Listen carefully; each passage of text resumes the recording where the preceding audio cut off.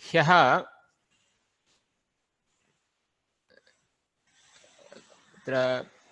खादति खादतु, खादतां खादन्तु, एकवचनं द्विवचनं बहुवचनं, खादतु खादतां खादन्तु। त्वं खाद, वृक्षः वृक्षे वृक्षः अस्ति, वृक्षे फलानि सन्ति। रमा रमायां, नदी नद्यां नद्यां मीनाः सन्ति। फलं फले, वृक्षः वृक्षं वृक्षः अस्ति, वृक्षं पश्यतु, वृक्षं पश्यतु। रमा रमां, नदी नदीं, नदीं, फलं फलम्।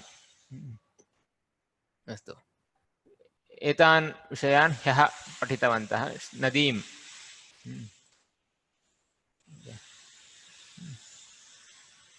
अग्रे। एषः वृक्षः, एतस्मिन् वृक्षे, एतस्मिन् वृक्षे फलानि सन्ति। एषः एतस्मिन्, एषः वृक्षः, एतस्मिन् वृक्षे फलानि सन्ति। एषा द्विचक्रिका, एतस्याम्, एतस्यां द्विचक्रिकायाम् इन्धनं नास्ति। एषा एतस्याम्, एषा एतस्याम्।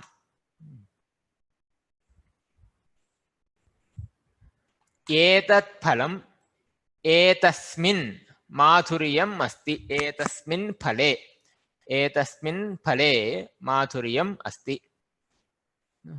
एषः एतस्मिन्, एषा एतस्याम्, एतत् एतस्मिन् समानम्। सः तस्मिन्, सः तस्मिन्, सा तस्याम्, तत् तस्मिन्। कः कस्मिन्, कस्मिन् वृक्षे फलानि सन्ति। कस्मिन् वृक्षे फलानि सन्ति, कः कस्मिन्। का कस्याम्, कस्यां शालायाम् उमा अस्ति। कस्यां शालायाम् उमा अस्ति, उमा पाठयति। कस्याम्। किं कस्मिन्, अहं मयि, अहं मयि। त्वं त्वयि, भवान् भवति, ह्रस्व, भवान् भवति।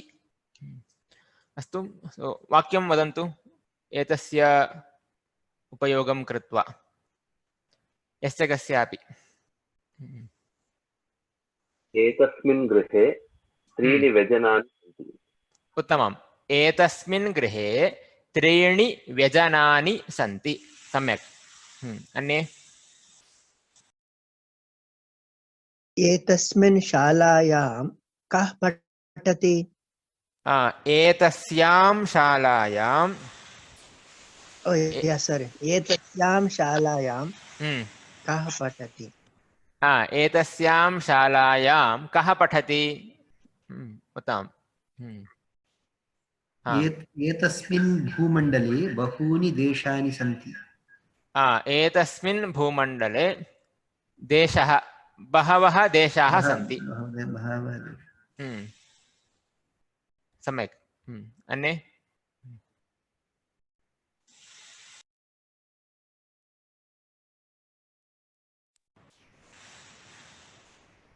हाँ, Kuntal ji, so you have to unmute and answer. So I can't do that. So you have to unmute and you have to answer.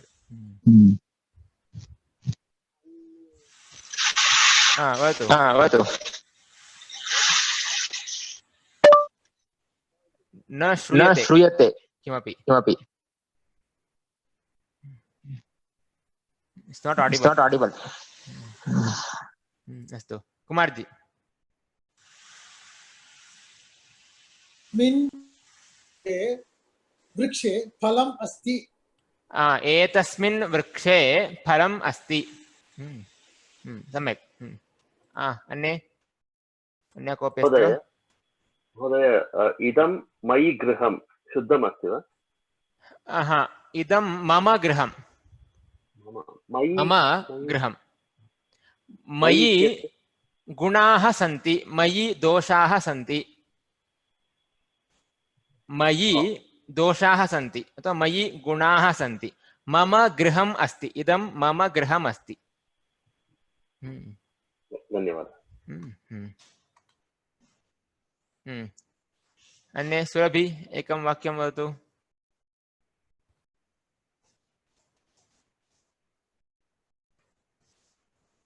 एतस्यां नदीं बहूनि मत्स्याः सन्ति मत्स्याः सन्ति एतस्यां नद्यां एतस्यां नद्यां मत्स्याः सन्ति उत्तमम्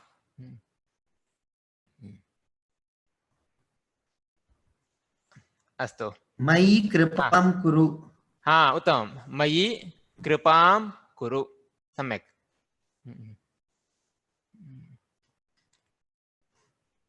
त्वयि कृपां करोति त्वयि देवः कृपां करोति त्वं त्वयि देवः त्वयि कृपां करोति अथवा देवः भवति कृपां करोति भवति भवान् भवति देवः भवति कृपां करोति सर ये मयि इत्युक्ते किम् अहं वृक्षः वृक्षे वृक्षे फलानि सन्ति अहं मयि मयि गुणाः सन्ति मयि देवः कृपां करोति अहं भक्तः मयि कृपां करोति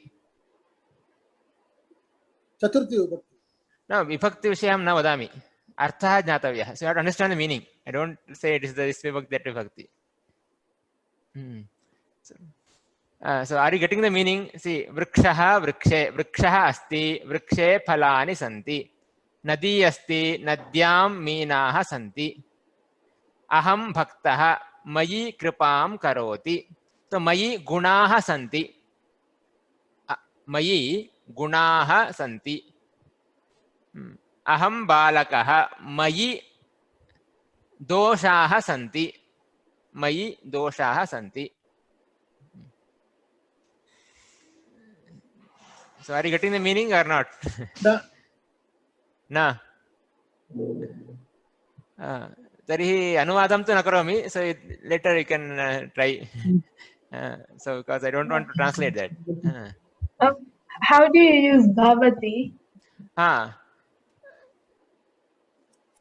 भवान् बालकः भवति उत्तमगुणाः सन्ति भवान् बालकः भवति उत्तमगुणाः सन्ति सः वृक्षः तस्मिन् फलानि सन्ति सः वृक्षः तस्मिन् फलानि सन्ति एषः बालकः एतस्मिन् उत्तमगुणाः सन्ति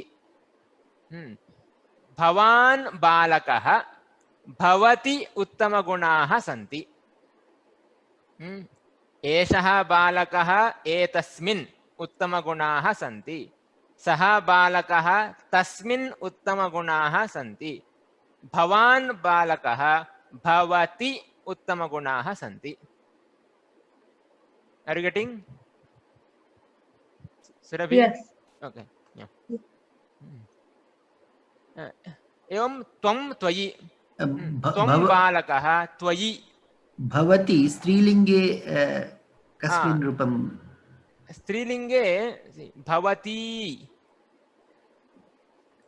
भवती बालिका भवत्यां नदी नद्यां भवती भवत्यां भवती बालिका भवत्याम् उत्तमगुणाः सन्ति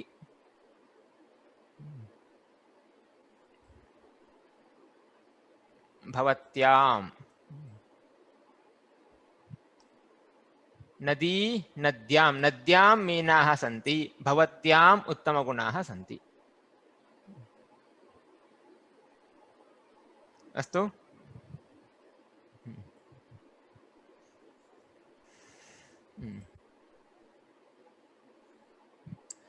एषः वृक्षः एतम् एतं वृक्षं पश्यतु वृक्षः वृक्षम् एषः एतम् एतं वृक्षं पश्यतु एषा द्विचक्रिका एतां द्विचक्रिकां क्रीणातु क्रीणातु प्रत्यय क्रीणातु एतां द्विचक्रिकां क्रीणातु एषा एताम् एषः एतम्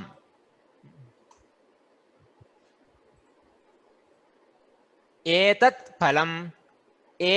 फलं ददातु समानम् एतत् एतत् फलं फलम् एतत् फलं ददातु एषः एतम् एषा एताम् एतत् एतत् समानम् सः तं सः बालकः तं वदतु सः बालकः तं वदतु सः छात्रः तं पृच्छतु सा तां सा बालिका ताम् आह्वयतु सा बालिका ताम् आह्वयतु तत् तत् समानम् कः कं कं वदामि अहं कं वदामि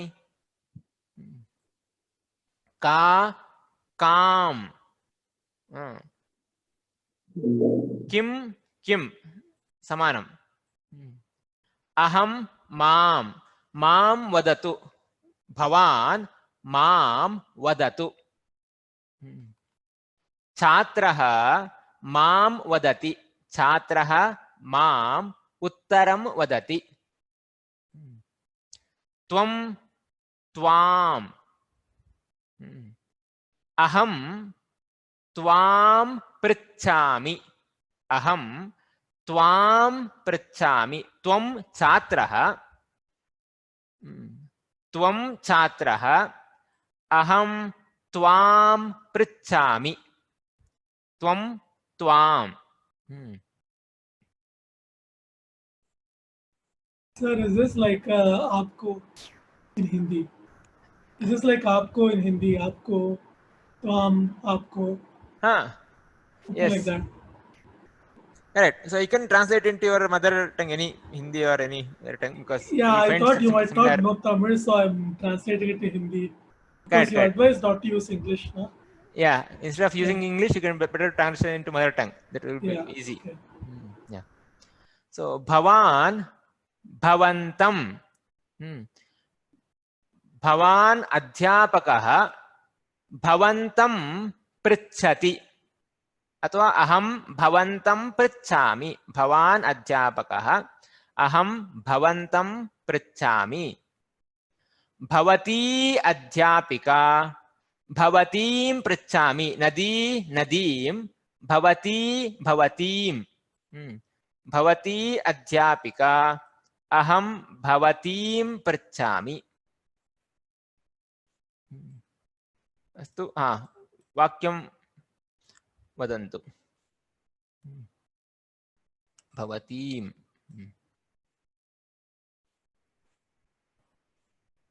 अहं त्वाम् अनुसरामि अहं त्वाम् अनुसरामि उत्तमम् अहं छात्रः मां भवान् पाठं पाठयतु उत्तमम् अहं छात्रः मां भवान् पाठं पाठं पाठयतु। पाठयतु। उत्तमम्। भवान् मां संस्कृतं पाठयतु, श्लोकं पाठयतु। एतत् किम्? हा, एतत् किं? किञ्चित् दीर्घं वाक्यं वदतु।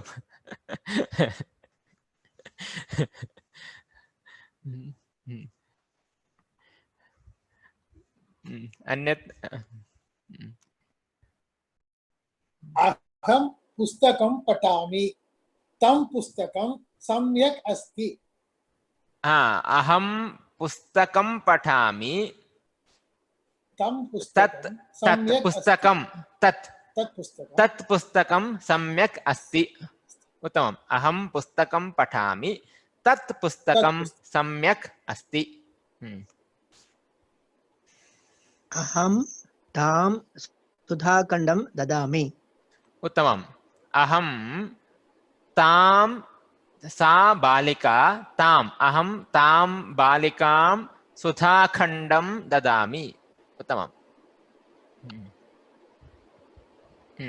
यदि प्रश्नः अस्ति अहं पृच्छामि।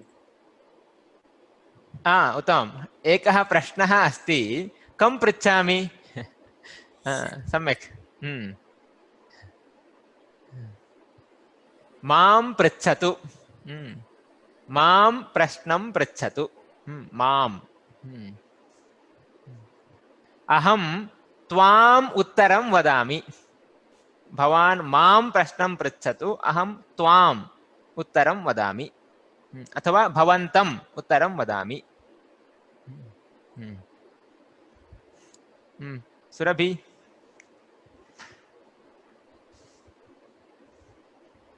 एतं पुस्तकं पठतु। एतत् पुस्तकं पठतु।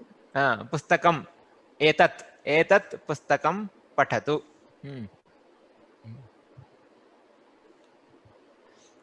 एषः मम अनुजः, अहम् एतं वदामि।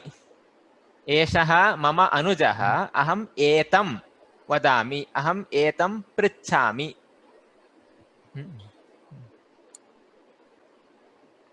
भवान् मम गृहम् आगच्छतु। उत्तमम्। अहं भवन्तं गृहम् आगच्छामि। भवान् मम गृहम् आगच्छतु। अहं भवन्तं गृहम् अहं भवन्तं गृहं दर्शयामि। अहं भवन्तं गृहं दर्शयामि। अहं भवतः गृहम् आगच्छामि। भवान् मम गृहम् आगच्छतु, अहं भवतः गृहम् आगच्छामि। उत्तमम्। अन्यत् किमपि?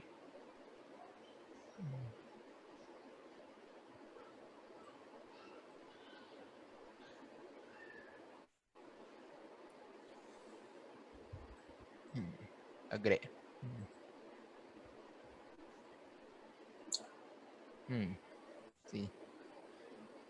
वृक्षः, वृक्षौ, वृक्षाः, वृक्षः अस्ति, वृक्षौ स्तः, वृक्षाः सन्ति।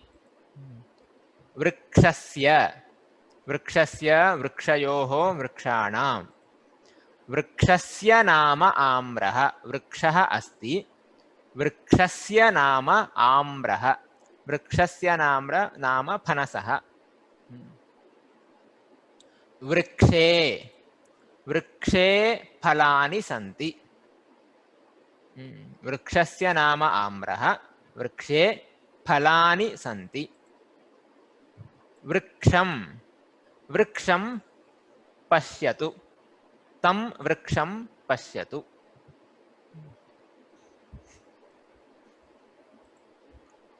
पुस्तकं, पुस्तकं, पुस्तके, पुस्तकानि। पुस्तकम् अस्ति, पुस्तकस्य, पुस्तकयोः, पुस्तकानां। पुस्तकस्य नाम रामायणं। पुस्तकम् अस्ति, पुस्तकस्य नाम रामायणं। पुस्तके रामस्य कथा अस्ति पुस्तके रामस्य कथा अस्ति पुस्तकं पुस्तकं पठतु रामायण पुस्तकं पठतु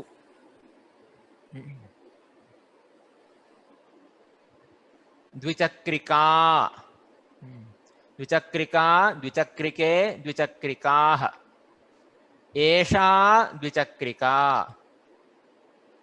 द्विचक्रिकायाः द्विचक्रिकयोः द्विचक्रिकाणां द्विचक्रिकायाः निर्मातृसंस्था सुजुकी द्विचक्रिकायाः निर्मातृसंस्था सुजुकी द्विचक्रिकायां द्विचक्रिकायां पेट्रोल इन्धनं नास्ति रिक्तमस्ति इन्धनं नास्ति द्विचक्रिकायां द्विचक्रिकां द्विचक्रिकाम् अत्र स्थापयामि द्विचक्रिकाम् अत्र स्थापयामि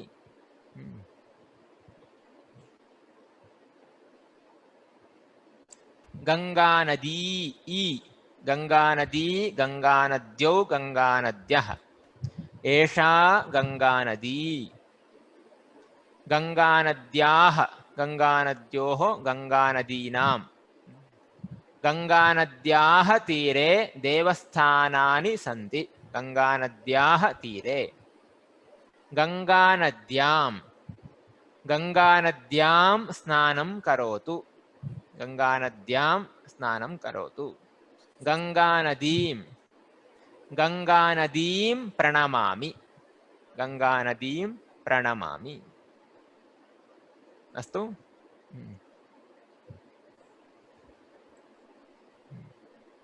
कदा महेशः सप्तवादने उत्तिष्ठति महेशः कदा उत्तिष्ठति महेशः सप्तवादने उत्तिष्ठति कदा कदा उत्तिष्ठति सूर्योदयः कदा भवति सूर्योदयः षड्वादने भवति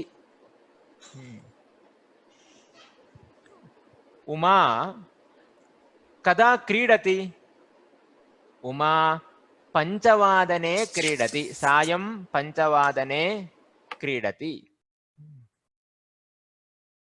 रमा कदा पठति रमा नववादने पठति कदा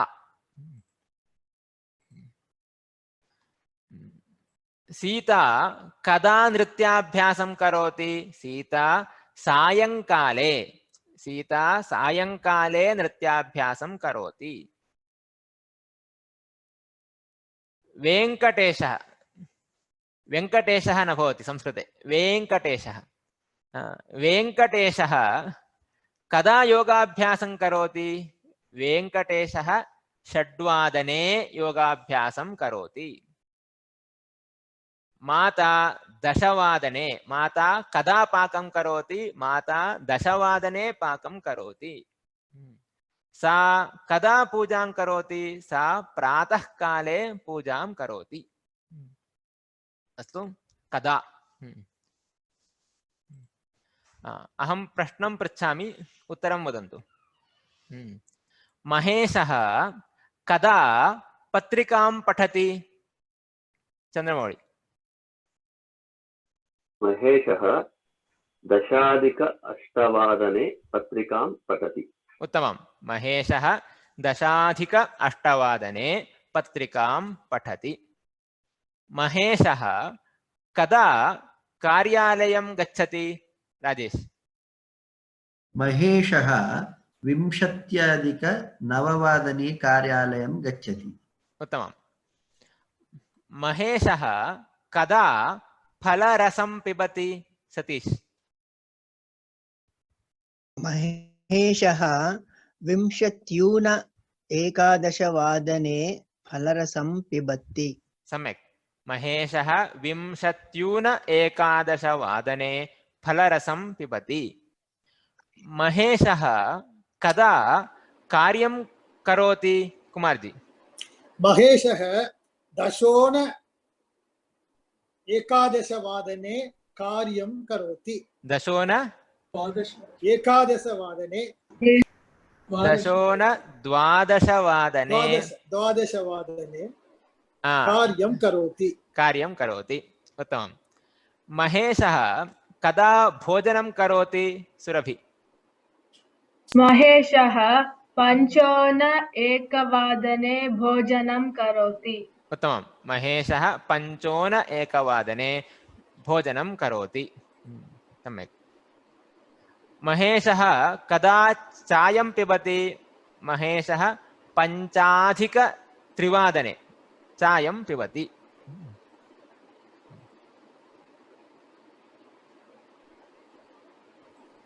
I just have a question. In any of the epics, has any time been introduced in any of the epics or plays? epics Yeah, epics or I haven't read the Vadanam and all those words being used in Mahabharata or Ramayana. Maybe in other epics or plays it has been used. generally you won't get that in this in epics because they use tithi etc. Okay. You may get Suryodaya, Sayankala, such words, not times. You may get in Jyotisha, timings, etc., not in epics. Okay, thank you, sir. So it's a recent usages, Vadana. The word is there, but the usage is recent. Okay. Evam agrepi. So Maheshah kada graham gacchati vimshatyuna षड्वादने graham gacchati kada. Okay. तः माधवः गृहम् अस्ति माधवः गृहे अस्ति माधवः गृहे अस्ति माधवः गृहतः कार्यालयं गच्छति माधवः गृहतः कार्यालयं गच्छति माधवः कार्यालयतः वित्तकोशं गच्छति कार्यालयतः गृहतः माधवः कार्यालयतः वित्तकोशं गच्छति वित्तकोशतः नदीं गच्छति वित्तकोशतः नदीं गच्छति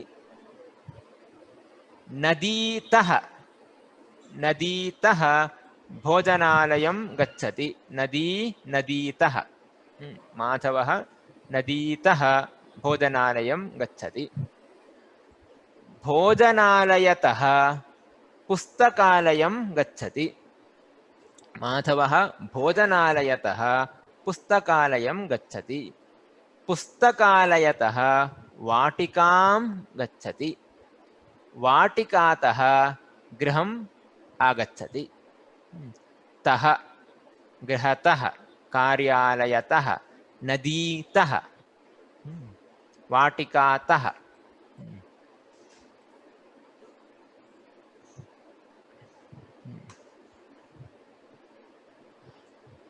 हाँ अत्र वदन्तु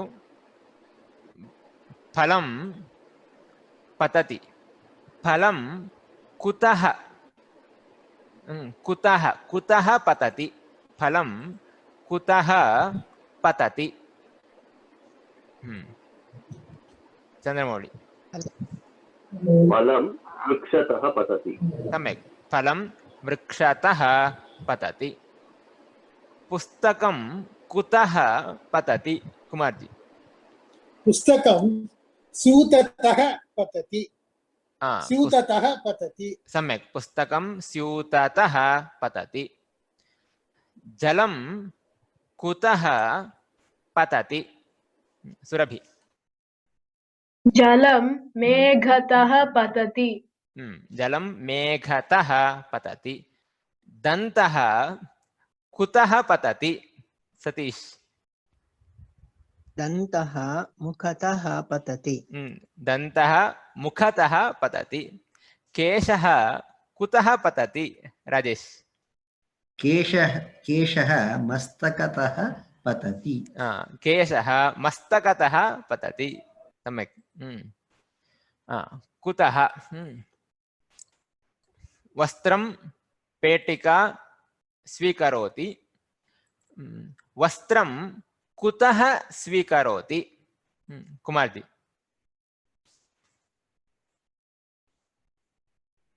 अनम्यूट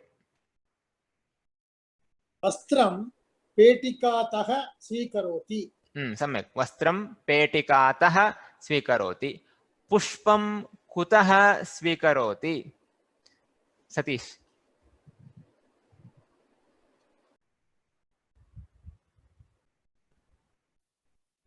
पुष्पं वाटिकातः स्वीकरोति सम्यक् पुष्पं वाटिकातः स्वीकरोति जलं कुतः स्वीकरोति राजेश जलं द्रोणीतः स्वीकरोति सम्यक् जलं द्रोणीतः स्वीकरोति यात्रिकः कुतः आगच्छति चन्द्रमौळि यात्रिकः तिरुपतितः आगच्छति यात्रिकः तिरुपतितः आगच्छति विद्वान् कुतः आगच्छति सुरभि विद्वान् काशीतः आगच्छति विद्वान् काशीतः आगच्छति अस्तु कुतः तः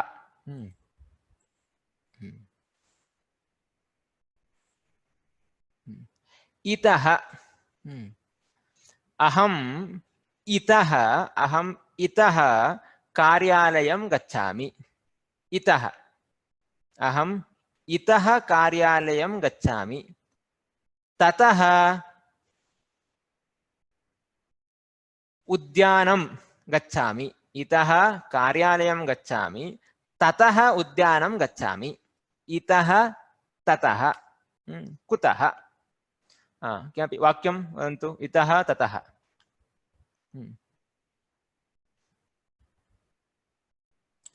इतः ततः अहं ग्रन्थालयं गच्छामि ततः आगच्छामि अहम् इतः ग्रन्थालयं गच्छामि ततः गृहम् आगच्छामि इतः ततः अहम् इतः आपणं गच्छामि ततः कार्यालयं गच्छामि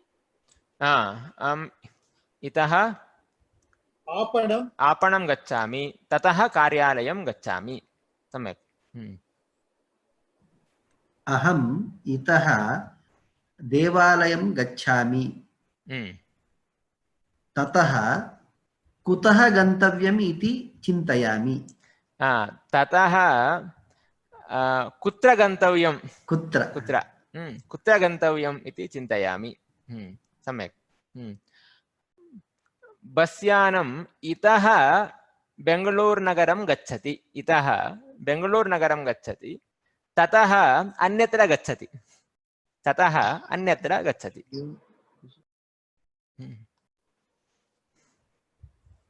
अन्यत् यस्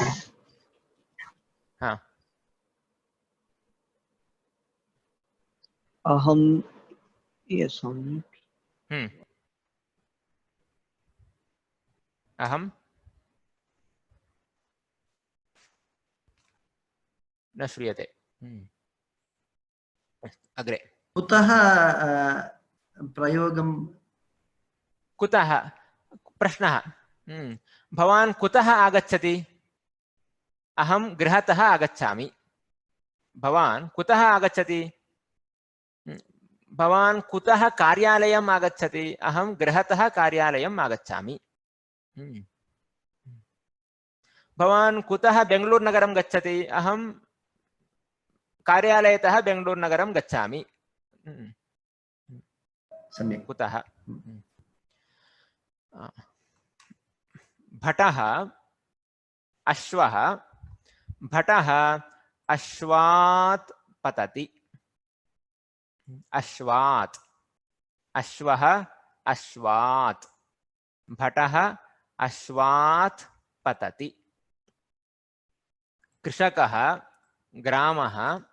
कृषकः ग्रामात् आगच्छति ग्रामतः अपि सम्यक्, ग्रामतः आगच्छति, ग्रामात् आगच्छति, अश्वतः पतति, अश्वात् पतति। भेदः किं? हा, ग्रामतः ग्रामात् भेदः, अर्थभेदः नास्ति। अर्थभेदः नास्ति।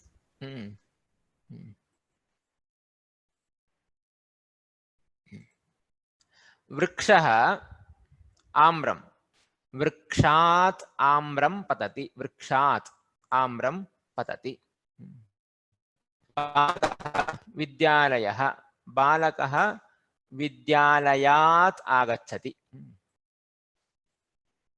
महिला, पाकशाला, महिला पाकशालायाः, पाकशाला पाकशालायाः। महिला पाकशालायाः आगच्छति। नदी, नद्याः, नदी नद्याः, रूपं समानं। नद्याः नाम गंगा, नद्याः आगच्छति, समानं रूपम्, अर्थः समानः नास्ति। नदी अस्ति, नद्याः नाम गंगा, नद्याः आगच्छति, नद्याः आगच्छति, नदीतः आगच्छति, नद्याः नाम गंगा। अर्थः समानः नास्ति, रूपं समानमस्ति। नद्याः नद्याः।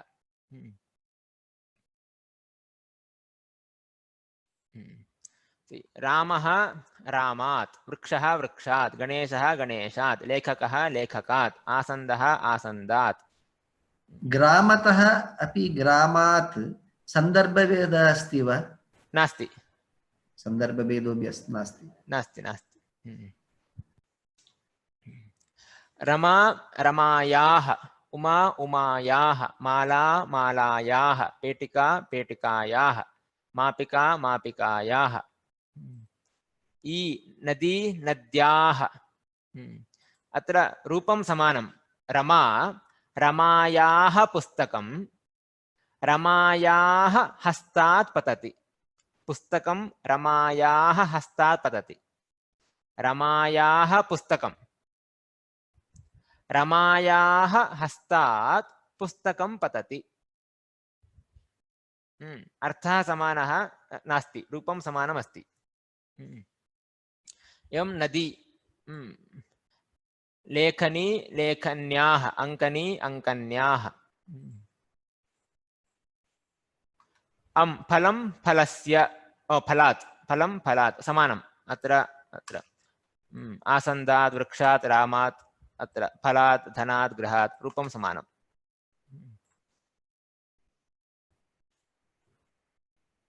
अस्तु।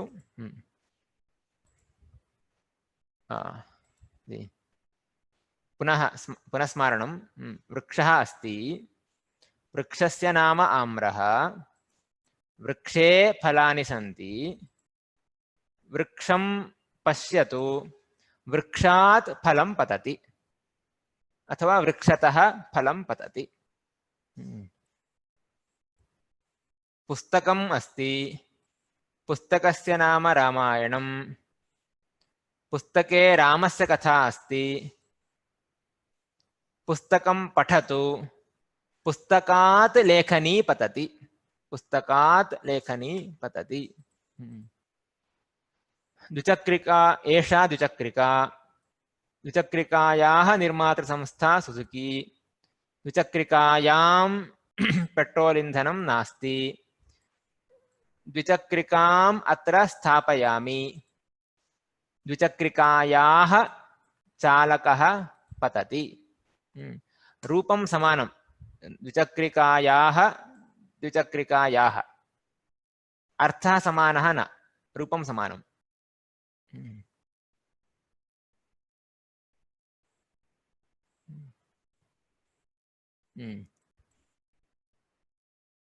एषा गंगा नदी, गंगानद्याः तीरे देवस्थानानि सन्ति, गंगानद्यां स्नानं करोतु, गंगानदीं प्रणमामि, भक्तः गंगानद्याः आगच्छति, अत्रापि रूपं समानं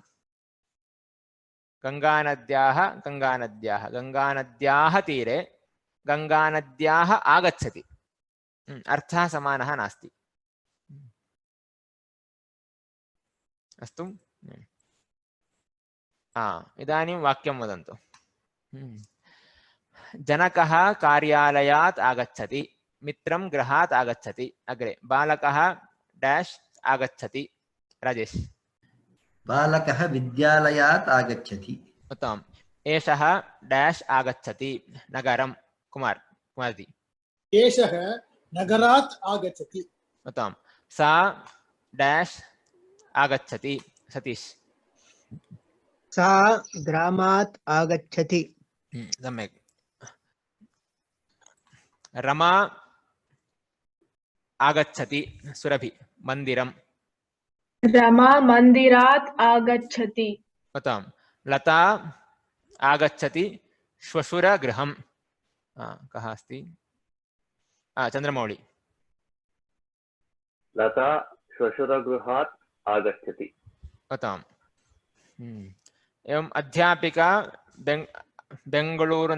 बेङ्गळूरुनगरात् आगच्छति छात्रा हिमाचलात् आगच्छति अर्चकः मनसादेवी मन्दिरात् आगच्छति आरक्षकः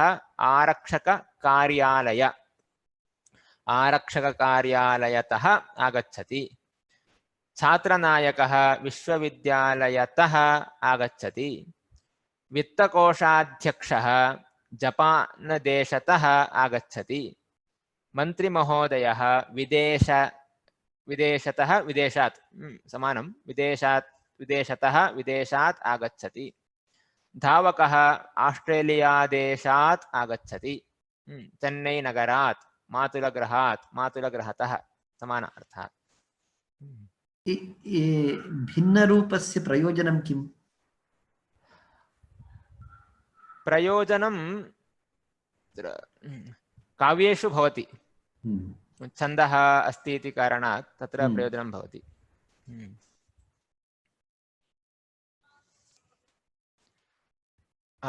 अत्र वदन्तु वृक्षात् पत्रं पतति अश्वः भटः पतति चन्द्रमौळि अश्वात् भटं पतति अश्वात् भटः पतति लता पुष्पं पतति सतीश लतायाः पुष्पं पतति उत्तमं लतायाः पुष्पं पतति हिमालयः गंगा प्रवहति सुरभि हिमालयात् गंगा प्रवहति सम्यक् हिमालयात् गंगा प्रवहति पर्वतः नदी प्रवहति सुलभं पर्वतात् नदी प्रवहति अग्रे महानदी शाखानदी प्रवहति राजेश महानद्याः शाखानदी प्रवहति सम्यक् महानद्याः शाखानदी प्रवहति गृहिणी नद्याः जलम् आनयति नद्याः बालिका अत्र सुलभमस्ति कूपात् जलम् आनयति बालकः आपणात् तण्डुलम् आनयति किमपि वाक्यं वदन्तु इदानीम् अत्र अस्ति वा इतोपि समानमस्ति इदं सर्वं भवन्तः वदन्तु वाक्यानि वानरः शाकात् पतति इदं सर्वमस्ति नूतनं वाक्यं वदन्तु अत्र अविद्यमानम् अहं ग्रन्थालयात् पुस्तकं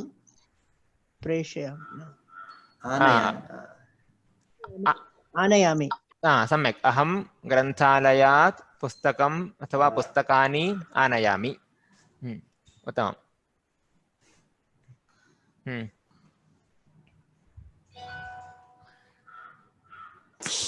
मेघात् वृष्टिः पतति मेघात् वृष्टिः पतति सम्यक् अहं लेखन्याः पुनः पूरणीं निष्कासयामि लेखन्याः पुनः पूरणीं निष्कासयामि निष्कासयामि लेखनी पुनः पूरणी लेखन्याः पुनः पूरणीं निष्कासयामि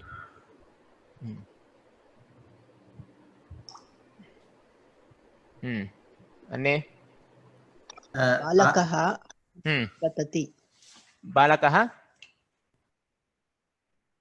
आसनात् पतति बालकः आसनात् पतति सम्यक् अहं रामायणात् श्लोकम् उद्धरामि सम्यक् अहं रामायणात् श्लोकम् उद्धरामि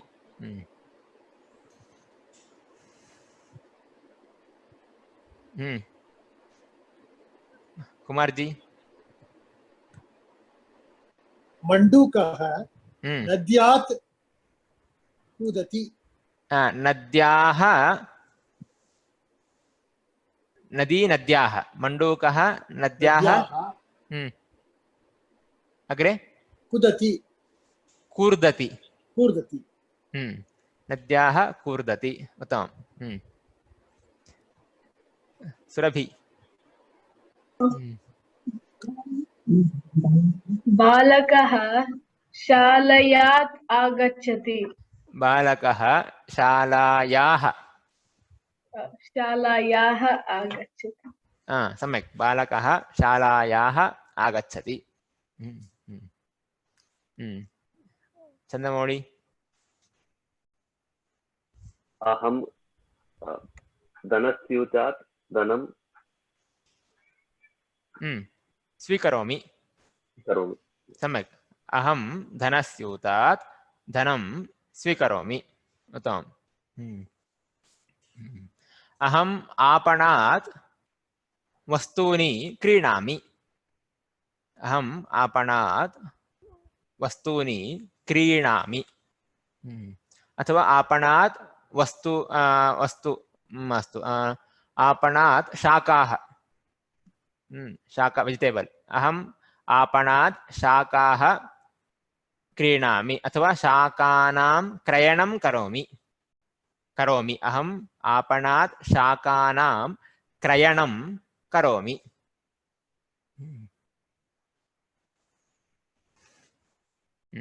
अन्यत् वाक्यम्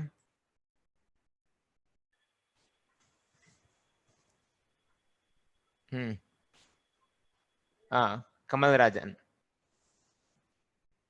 भक्तः मन्दिरात् प्रसादम् आनयति उत्तमम् भक्तः मन्दिरात् प्रसादम् आनयति शीघ्रं शीघ्रं वदन्तु नदी पर्वतात् प्रवहति उत्तमं नदी पर्वतात् प्रवहति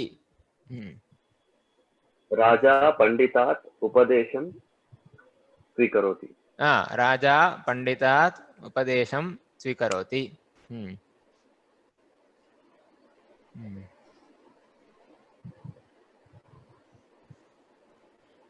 सुरभि भवती कुतः शालां गच्छति उत्तरं वदतु भवती कुतः शालां गच्छति अहं कुतः लोरेटोतः गच्छामि गृहतः भवतु गृहतः so aham itah also you can say na aham itah any like देहलीतः गृहतः itah किमपि भवितुमर्हति नाम भवितुमर्हति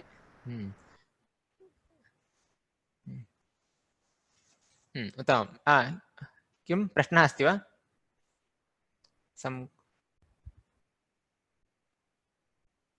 ओके श्लोकः अन्नम् अन्नात् अन्नात् भवन्ति भूतानि पर्जन्यात् अन्नसम्भवः यज्ञात् भवति पर्जन्यो यज्ञः कर्म समुद्भवः भगवद्गीतायाम् अस्ति श्लोकः अन्नात् भूतानि भवन्ति भूतानि बहुवचनं भूतं भूते भूतानि फलं फले फलानि भूतानि भवन्ति अन्नात् भवन्ति सर्वे सर्वे अन्नात्, अन्नमस्ति चेत् सर्वे जीवन्ति। अन्नात् भूतानि भवन्ति। अन्नं कुतः भवति? अन्नं पर्जन्यात् भवति। पर्जन्य वृष्टिः। अन्नं वृष्टिः अस्ति चेत् अन्नं भवति, सस्यम् आगच्छति, अन्नं भवति। अन्नम् इति जनरल्, सर्वं फलं, सर्वं शाकः फलं सर्वमपि अन्नं। पर्जन्यात् अन्नसम्भवः। पर्जन्यः कुतः भवति? पर्जन्यः यज्ञात् भवति। पर्जन्यः यज्ञात् भवति। यज्ञः कस्मात् भवति? यज्ञः कर्म समुद्भवः। कर्म क्रियायाः यज्ञः भवति।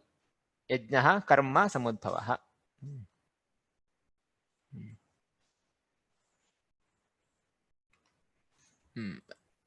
पुनः भगवद्गीतातः एव।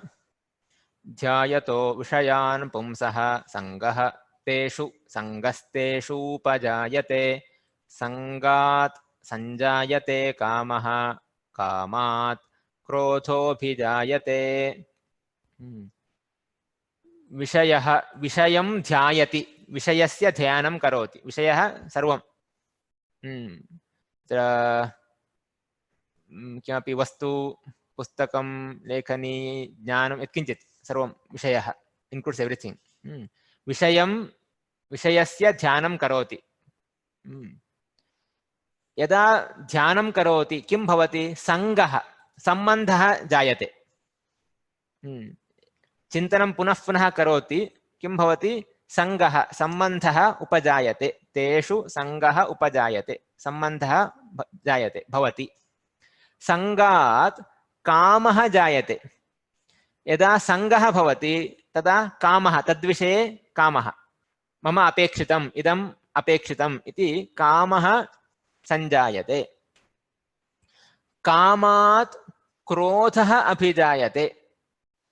कोऽपि अवरोधं करोति, कामः अस्ति, अवरोधं करोति।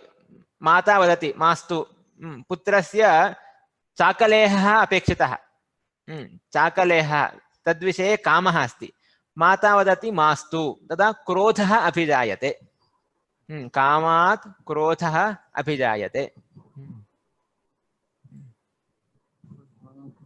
अग्रे क्रोधात् भवति सम्मोहः सम्मोहात् स्मृतिविभ्रमः स्मृतिभ्रंशात् बुद्धिनाशो बुद्धिनाशात् प्रणश्यति। क्रोधात्, क्रोधः क्रोधात्, क्रोधात् सम्मोहः भवति। इतोपि मोहः, तद्विषये अधिकः मोहः, सम्मोहः। क्रोधात् सम्मोहः भवति। सम्मोहात् स्मृतिविभ्रमः, चिन्तनं न्यूनं भवति। यदा अतीव मोहः, चिन्तनं न्यूनं भवति। स्मृतिभ्रंशात् बुद्धिनाशः, बुद्धिनाशः विवेकनाशः।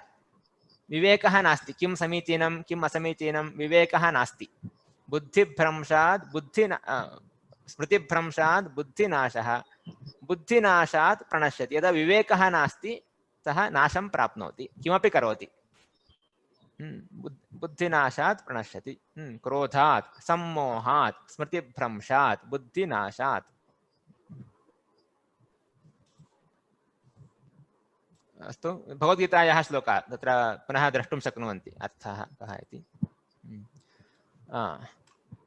विद्या ददाति विनयं विनयात् याति पात्रतां पात्रत्वात् धनमाप्नोति धनात् धर्मः धर्मं प्राप्नोति। तत् धनात् धर्मं ततः सुखं। विद्या ददाति, किं ददाति? विद्या विनयं ददाति। विनयात् किं भवति? विनयात् पात्रता, योग्यता। विनयात् योग्यता, पात्रतां याति, याति प्राप्नोति। विनयात् योग्यतां प्राप्नोति। पात्रत्वात्, योग्यता अस्ति, धनम् आप्नोति, धनं प्राप्नोति। पात्रत्वात् धनम् आप्नोति। धनात् धर्मः, धर्मं करोति। ततः, ततः धर्मतः ततः सुखं प्राप्नोति धर्मः धर्मतः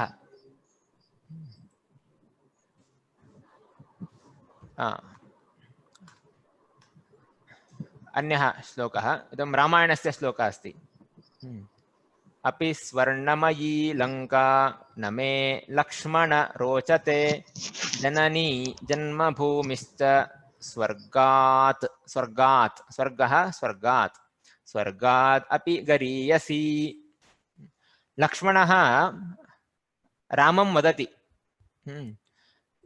अत्र एव भवामः किमर्थं पुनः अयोध्यां गच्छामः तत्र भरतः शासनं करोति अतः पुनः अयोध्यागमनं मास्तु वयं लङ्कापत्तने एव भवामः इति लक्ष्मणः वदति तदा रामः लक्ष्मणं प्रति एवं वदति पश्यतु लङ्का स्वर्णमयी सुवर्ण सुवर्णस्य पत्तनं सर्वत्र सुवर्णमस्ति लङ्कायां स्वर्णमयी लङ्का तथापि हे लक्ष्मण संबोधनं हे लक्ष्मण मे इत्यस्य मम समानः अर्थः मम हे लक्ष्मण मम न रोचते इच्छा न भवति मम चाकलेहः रोचते मम मधुरं रोचते न रोचते मम हे लक्ष्मण मम लंका न रोचते किमर्थं न रोचते जननी जन्मभूमिः च स्वर्गात् अपि गरीयसी श्रेष्ठा जननी माता जननी जन्मभूमिः च स्वर्गात् अपि श्रेष्ठा स्वर्गः स्वर्गात् स्वर्गादपि इति रामः वदति लक्ष्मणं प्रति वदति अस्तु अपि स्वर्णमयी लंका हे लक्ष्मण मम न रोचते किमर्थं जननी जन्मभूमिः अयोध्या जननी जन्मभूमिः च स्वर्गादपि गरीयसी Sir, I've got a doubt here. हाँ So the original Vakyam of Janani Janmabhumischa, wasn't that actually said by Rishi Bharadwaja to Rama? that I don't know who said first, but this Rama says to this Lakshmana. Oh, it comes in the Ramayana itself. Huh? Yes, because Lakshmana Sambodhana is there. Hey Lakshmana. Okay. Na rochate.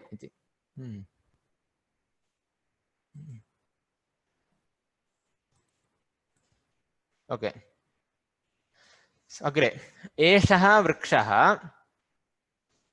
एतस्मात् वृक्षात् फलं पतति एषः एतस्मात् एषः वृक्षः एतस्मात् वृक्षात् फलं पतति एषा द्विचक्रिका एतस्याः द्विचक्रिकायाः चालकः पतति एषा एतस्याः एषः एतस्मात् एतत् पुस्तकम् एतस्मात् पुस्तकात् लेखनी पतति एतत् एतस्मात् एषः एतस्मात् एषा एतस्याः एतत् एतस्मात् सः तस्मात् सा तस्याः नॉट एतस्याः सा तस्याः तत् तस्मात् कः कस्मात् सः कस्मात् पतति सः कस्मात् पतति का कस्याः सा कस्याः नद्याः जलम् आनयति कस्याः नद्याः कस्याः नद्याः जलम् आनयति नदी नद्याः कस्याः नद्याः किं कस्मात् अहं मत् generally we don't use this मत् त्वं त्वत् भवान् भवतः वाक्यं वदन्तु so leave these three it's not required also इदं त्यजन्तु अन्येषां वाक्यं वदन्तु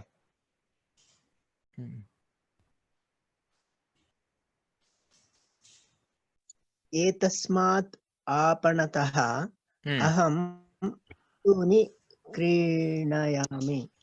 क्रीणामि सॉरी एतस्मात् आपणतः अहं किं क्रीणामि आपणात् खलु आपणात् आपणतः चिन्ता नास्ति एतस्मात् आपणात् वस्तूनि क्रीणामि सम्यक् एतत् मस्तकम् एतस्मात् मस्तकात् केशः पतति एतस्मात् मस्तकात् केशः पतति सम्यक् अन्ये सीता कस्याः पुत्री उत्तमं सीता कस्याः पुत्री सम्यक् किन्तु कस्याः पुत्री अन्यत् न भवति अन्यत् रूपः अर्थः समानः नास्ति सीता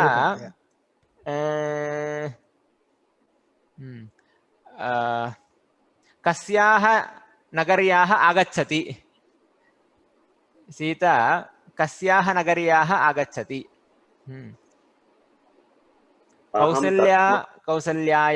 कौसल्यायाः पुत्रः रामः अर्थः अन्यः अस्ति कौसल्यायाः पुत्रः रामः कौसल्यायाः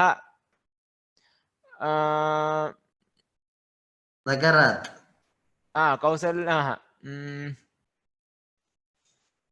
कौसल्यायाः देशात् तदा समानः अर्थः कौसल्यायाः पुत्रः कौसल्यायाः देशः कौसल्यायाः रामम् उपदेशं करोति कौसल्यायाः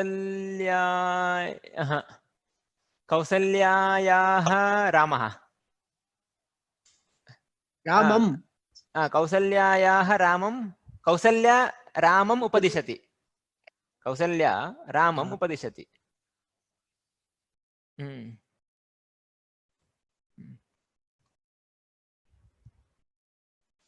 तत्र न भवति कौसल्यायाः किञ्चित् कष्टं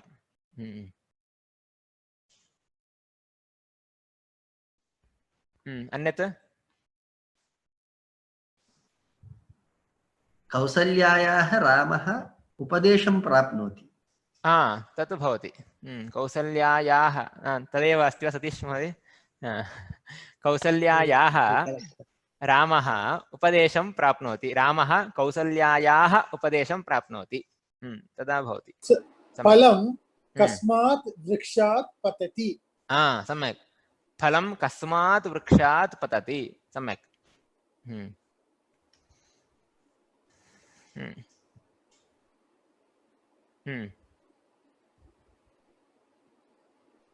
अन्यत् भवान् अहं तस्मात् ग्रामात् गृहं गच्छामि अहं ग्रामात् अहं तस्मात् ग्रामात् गृहं गच्छामि सम्यक् अहं तस्मात् ग्रामात् गृहं गच्छामि उत्तमं भवान् कस्मात् आपणात् वस्तूनि स्वीकरोति सम्यक् भवान् कस्मात् आपणात् वस्तूनि स्वीकरोति उत्तमम्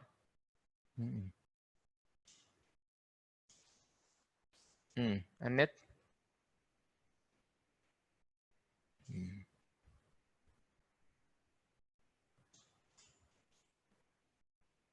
अस्तु कस्याः स्त्रीलिङ्गे कस्याः एतस्याः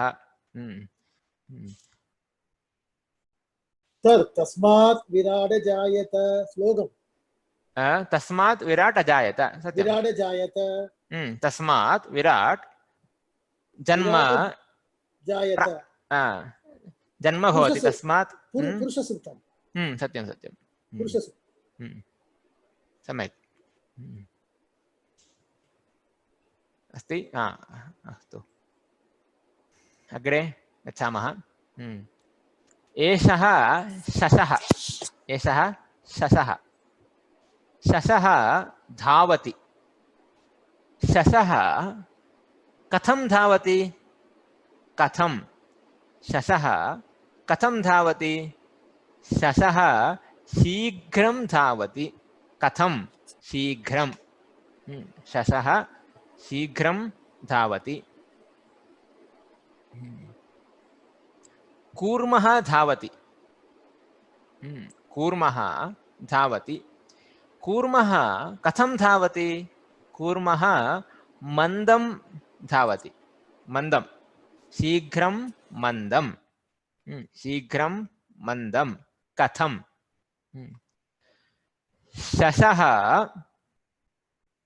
कूर्मस्य अपेक्षया शीघ्रं धावति शशः कूर्मस्य अपेक्षया शीघ्रं धावति व्याघ्रस्य अपेक्षया शीघ्रं न धावति कूर्मस्य अपेक्षया शीघ्रं धावति अपेक्षया शीघ्रं मन्दं कथम् अपेक्षया अश्वः अश्वः धावति अश्वः कथं धावति अश्वः शीघ्रं धावति अपेक्षया मीन्स मूषकः धावति मूषकः कथं धावति मूषकः मन्दं धावति अश्वः मूषकस्य अपेक्षया शीघ्रं धावति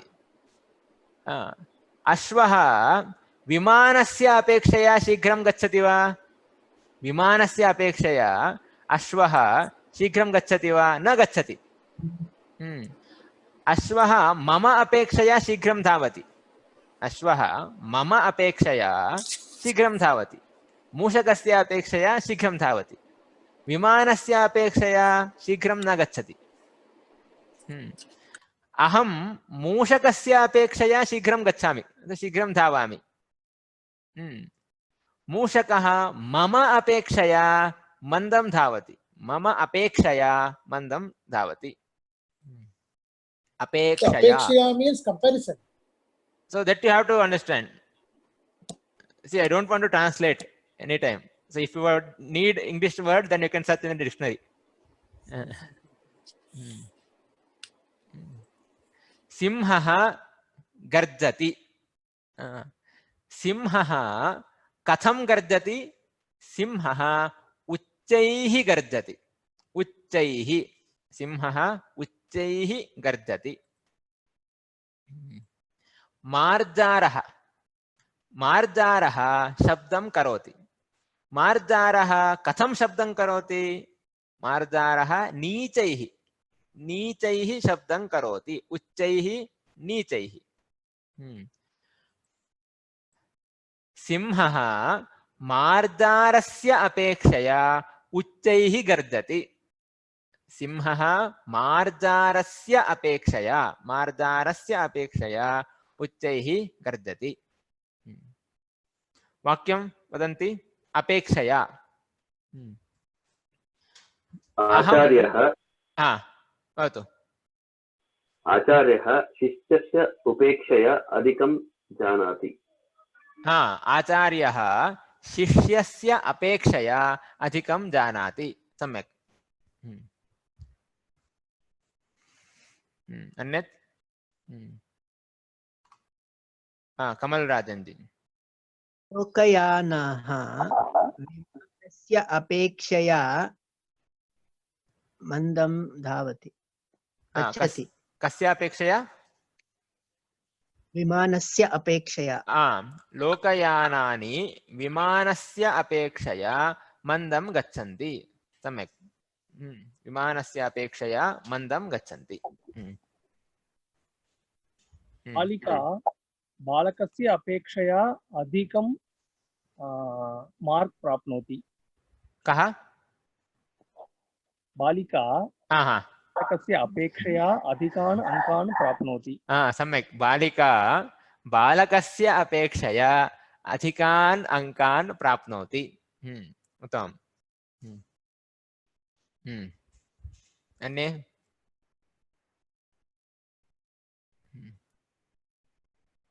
कुन्तल जी।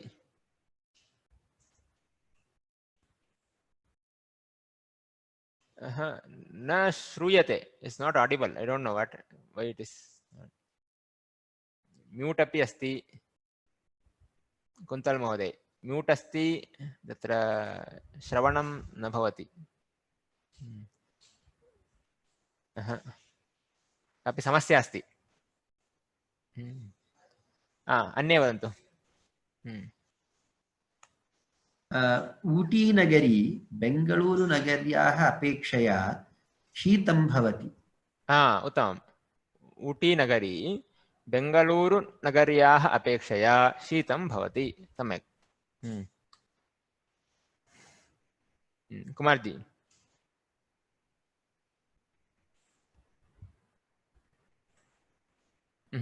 म्यूट म्यूट अस्ति। संस्कृतम् आङ्ग्लदेशस्य भाषा अपेक्षया सुलभम् अस्ति। संस्कृतम् आङ्ग्लदेशस्य भाषापेक्षया सुलभम् अस्ति। अस्तु, सम्यक्।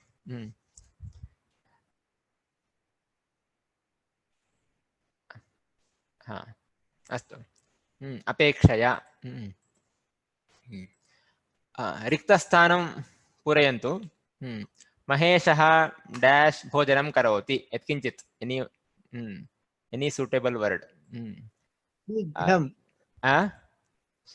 शीघ्रं। शीघ्रं। महेशः शीघ्रं भोजनं करोति। उन्मत्तः डैश हसति। राजेश। उच्चैः हसति। उन्मत्तः उच्चैः हसति। भवती डैश संभाषणं करोतु।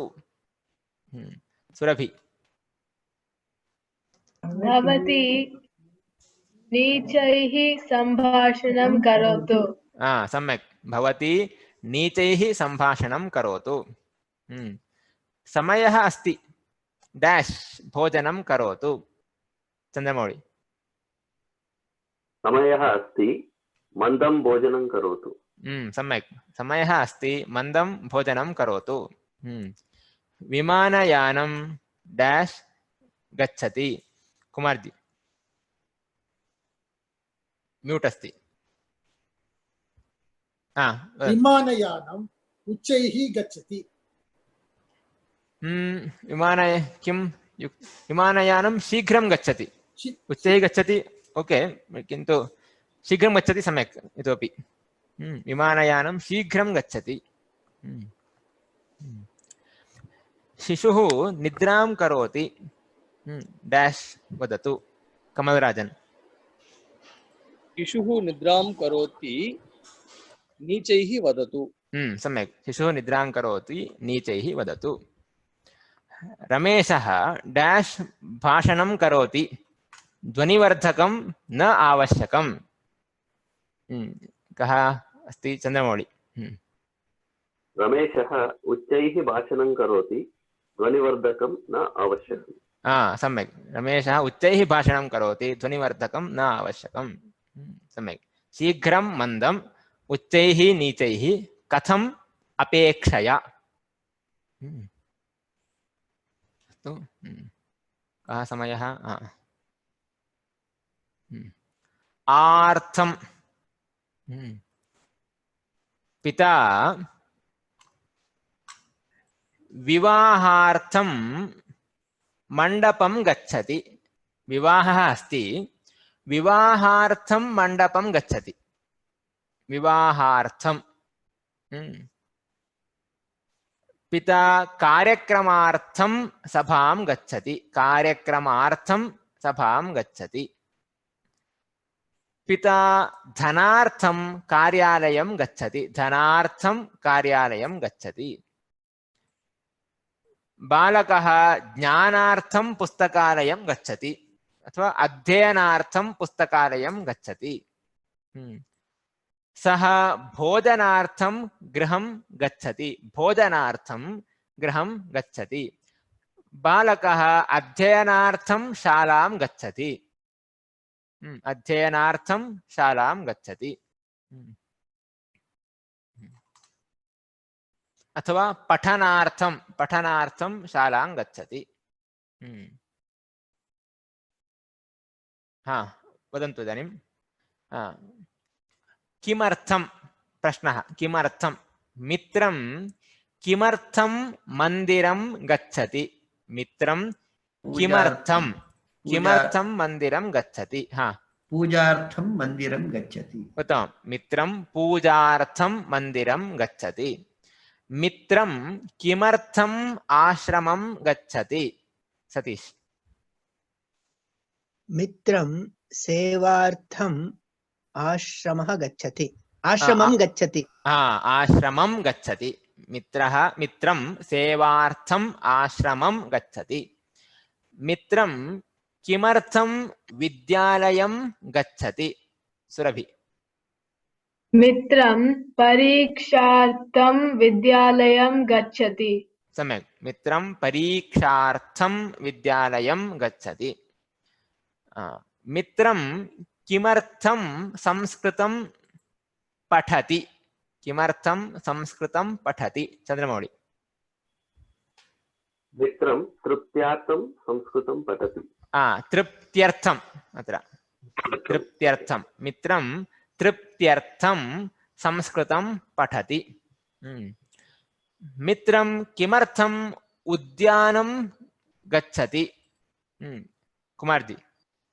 मित्रं भ्रमणार्थम् उद्यानं गच्छति। सम्यक्, मित्रं भ्रमणार्थम् उद्यानं गच्छति। किमपि वाक्यं वदन्ति। पठनार्थम्, अध्ययनार्थं, क्रयणार्थम्, अहं क्रयणार्थम् आपणं गच्छामि, शाकक्रयणार्थम् आपणं गच्छामि। अहं क्रीडार्थं क्रीडाङ्गणं गच्छामि। सम्यक्, अहं क्रीडार्थं क्रीडाङ्गणं गच्छामि। कमल। अहं भोजनार्थं भोजनशालां गच्छामि। सम्यक्, अहं भोजनार्थं भोजनशालां गच्छामि। अहं स्वास्थ्यार्थं भोजनं खादामि। उत्तमम्, अहं स्वास्थ्यर्थं भोजनं खादामि। सम्यक्। अहं धनार्थं संस्कृतं पठामि। अहं धनार्थं किम्?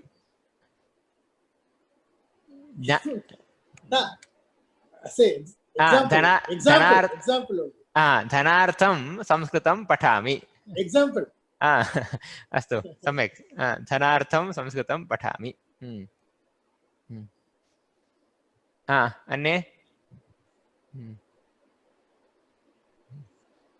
धनार्थं संस्कृतं न पठामि। अहं धनार्थं संस्कृतं न पठामि। सम्यक्।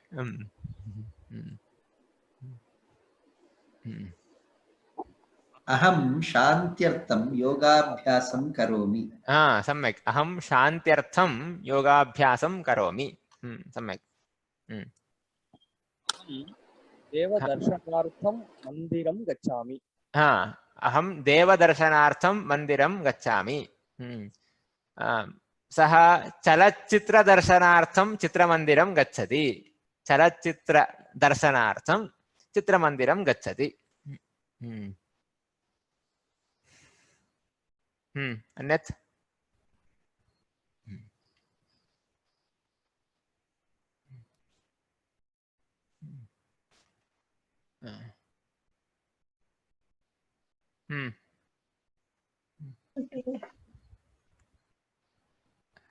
वदतु सुरभि, अस्ति। अहं शान्तार्थं जपं आ, करोमि। अहं शान्त्यर्थं जपं करोमि। उत्तमम्। अन्ये? अहं सन्तोषार्थं संस्कृतं पठामि।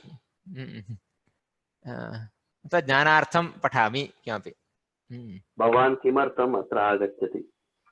सम्यक्। भवान् किमर्थम् अत्र आगच्छति? भवान् किमर्थं पाठयति? अहं अहं ब्रह्मज्ञानार्थम् उपनिषदां पठामि। अहं ब्रह्मज्ञानार्थम् उपनिषदं पठामि। सम्यक्। धनार्थं कार्यालयं गच्छामः। पुनः वयं धनार्थं कार्यालयं गच्छामः। वयं धनार्थं कार्यालयं गच्छामः। सम्यक्। अस्तु। अत्रापि अस्ति वाक्यानि। छात्रः सुलभमस्ति। छात्रः किमर्थं विद्यालयं गच्छन्ति? छात्राः अध्ययनार्थं विद्यालयं गच्छन्ति। तरुणाः किमर्थं चित्रालयं गच्छन्ति? चन्द्रमौळि। तरुणाः चलच्चित्रदर्शनार्थं चित्रालयं गच्छन्ति। तरुणाः चलच्चित्रदर्शनार्थं चित्रालयं गच्छन्ति। छात्राः किमर्थं पठन्ति? सुरभि। ज्ञानार्जन। छात्राः ज्ञानार्जनं ज्ञानार्थं पठन्ति। छात्राः ज्ञानार्जनार्थं पठन्ति।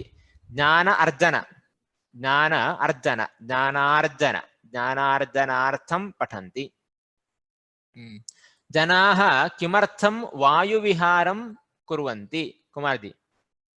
जनाः स्वास्थ्य रक्षणार्थं वायुविहारं कुर्वन्ति। सम्यक्। जनाः स्वास्थ्यरक्षणार्थं वायुविहारं कुर्वन्ति। जनाः किमर्थं भोजनं कुर्वन्ति? कमलराजन्। जीवनार्थं भोजनं कुर्वन्ति। जनाः जीवनार्थं भोजनं कुर्वन्ति। बालः किमर्थं रोदनं करोति? चन्द्रमौळि। बालः दुग्धपानार्थं रोदनं करोति। बालः दुग्धपान अथवा क्षीरपान दुग्धपानार्थं रोदनं करोति। पर्यटकाः किमर्थम् आगच्छन्ति? राजेश। पर्यटकाः भ्रमणार्थम् आगच्छन्ति। सम्यक्। बालकाः किमर्थं कोलाहलं कुर्वन्ति? बालकाः गृहगमनार्थं कोलाहलं कुर्वन्ति। जनाः किमर्थं तत्र समवेताः? जनाः किमर्थं तत्र समवेताः सन्ति? जनाः अवलोकनार्थं तत्र समवेताः सन्ति। युवकः किमर्थं योगासनं करोति? युवकः आरोग्यवर्धनार्थं योगासनं करोति। अस्तु। अन्तिमं श्लोकः। त्यजेदेकं कुलस्यार्थे ग्रामस्यार्थे कुलं त्यजेत्। ग्रामं जनपदस्यार्थे आत्मार्थे पृथिवीं त्यजेत्। कुलार्थं कुलस्य अर्थे कुलार्थं एकं त्यजेत्। यदि कुलस्य प्रयोजनमस्ति, कुले बहवः भवन्ति, एकस्य त्यागेन कुलस्य यदि उन्नतिः भवति, कुलार्थम् एकं त्यजेत्।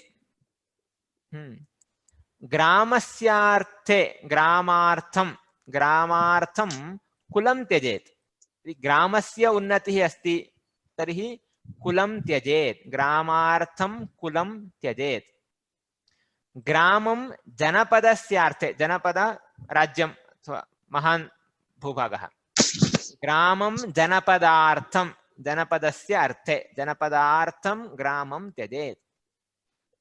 आत्मार्थे पृथिवीं त्यजेत् आत्म ज्ञानार्थम आत्मार्थे आत्मज्ञानार्थम पृथिवीं त्यजेत्